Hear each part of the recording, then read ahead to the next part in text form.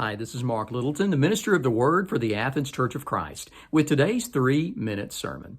This week, I want us to look at Psalm 91, a psalm where the Bible talks about how God meets us in the midst of our loneliness.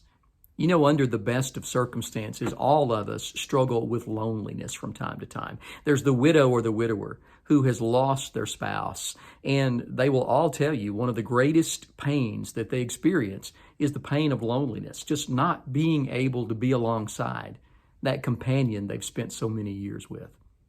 You also have young people in our culture today, high school students, middle school students, even college students, who are, even though they're surrounded by family, surrounded by friends, they are very, very lonely. They feel like people don't understand them. They don't really know what they're going through, and therefore they feel very lonely. Under the best of circumstances, we can feel lonely. And then you throw a pandemic on top of everything where we're isolating ourselves from one another more than we usually are. And whatever feelings of loneliness we already had are just intensified and magnified under the circumstances we're living in. So what does God have to say to us about how he meets us in our loneliness? I love Psalm 91, verses 14 through 16.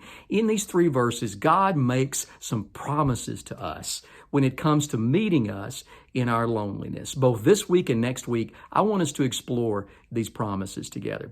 One of them is found in verse 14. God says this, "Because he holds fast to me in love, I will deliver him." God says, in the midst of your pain and in the midst of your loneliness, I will deliver you. It was a word that meant to take someone out of a place of danger and to place them into a place of safety, to give them a means of escape. God says, I will do that for you. I will deliver you. But notice the conditional nature of the promise there in verse 14. He says, because he holds fast to me in love, I will deliver him. So what does it mean to hold fast to God in love? The word in the original language literally means to be so close to someone that there is no daylight between you and that person. Here's what God promises to you today, my friend.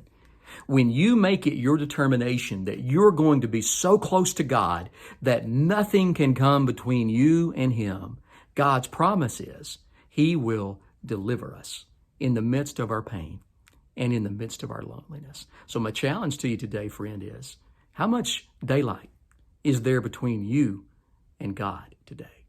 Make it your determination to close that gap. And God's promised he will deliver us. Lord willing, we'll see you again tomorrow for another 3-minute sermon. God bless.